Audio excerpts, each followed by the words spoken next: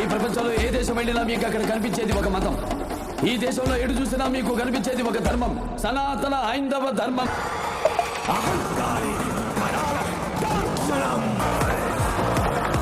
How dare you disturb my God, Sado?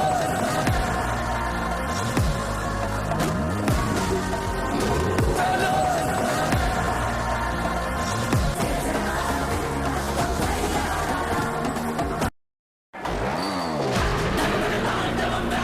నా చూపుడు అనుమతి లేనిదే ఆ ఎముడైనా కన్నెత్తి చూడడు.